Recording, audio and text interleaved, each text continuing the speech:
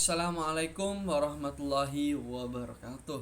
Perkenalkan, nama saya Ripin dengan NIM 20.24019. Di sini saya akan menjelaskan tentang perjanjian internasional yang bagaimana ini merupakan salah satu tugas hukum internasional. Selamat menyaksikan. Perjanjian internasional merupakan dasar pembentuk dari sebagian besar hukum internasional. Perjanjian internasional dibentuk untuk memenuhi kebutuhan mendasar negara-negara untuk mengatur dengan persetujuan bersama masalah yang menjadi perhatian bersama, dan dengan demikian membawa stabilitas dalam hubungan timbal balik di antara mereka. Sebagai instrumen untuk memastikan stabilitas dan ketertiban dalam hubungan internasional, perjanjian adalah salah satu elemen terpenting dari perdamaian, keamanan internasional. Inilah sebabnya sejak awal sejarah hukum internasional, perjanjian selalu menjadi sumber hubungan hukum antar entitas yang sekarang dikenal sebagai negara. Seiring dengan perkembangan hukum internasional yang semakin pesat dan dengan semakin kompleksnya suatu entitas yang mampu menjadi subjek-subjek hukum internasional, maka mendefinisikan suatu perjanjian internasional bukanlah suatu perkara yang mudah.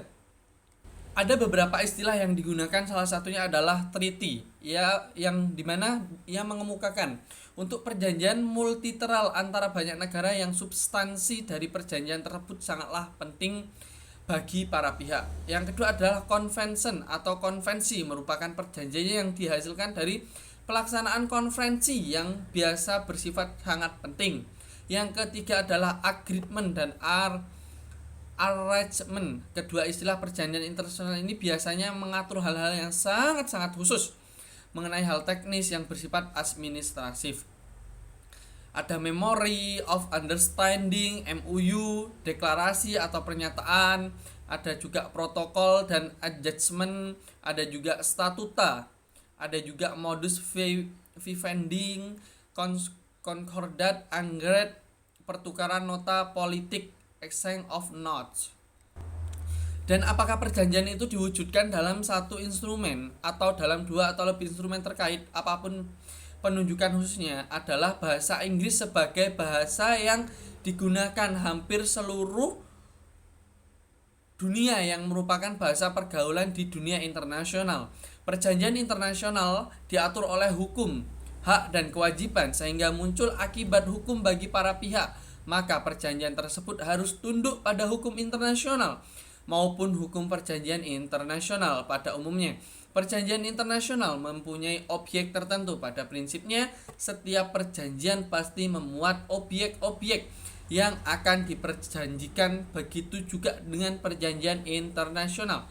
Biasanya objek tersebut akan menjadi nama dari perjanjian yang akan dilaksanakan. Mengingat dalam perjanjian internasional tidak diatur secara sistematis penggunaan nama dalam perjanjian internasional. Dan sumber hukum internasional sendiri diatur dalam pasal 38 ayat 38. Pasal 38, perjanjian internasional, kebiasaan internasional, putusan pengadilan, dan ajaran dari sarjana yang berputasi tinggi dari berbagai bangsa sebagai sumber tambahan dalam penentuan kaedah hukum. Ketentuan tersebut tidak dapat dipisahkan dari ketentuan pasal 38 yang menentukan bahwa keberadaan sumber hukum internasional itu tidak dapat mengesampingkan kekuasaan mahkamah untuk memutuskan berdasarkan asas equo et bono dalam hal para pihak menerima penerapan asas itu. Misalnya dari perspektif sejarah, maka kebiasaan internasional merupakan sumber hukum yang terpenting karena kebiasaan merupakan sumber yang tertua dari perspektif realitas dan fungsinya dan dalam kenyataan hidup masyarakat internasional pada saat ini. Maka perjanjian internasional merupakan instrumen hukum utama dalam pengaturan hubungan antara negara, termasuk pengaturan masalah-masalah yang semula atau melalui hukum kebiasaan.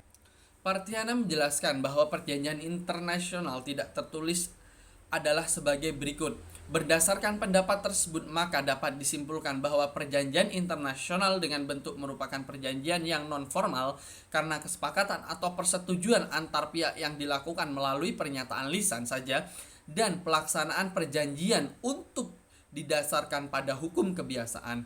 Namun perjanjian internasional ini sangat jarang digunakan karena kurang menjamin kepastian hukum, meskipun kekuatan mengikat sama dengan perjanjian internasional yang berbentuk tertulis.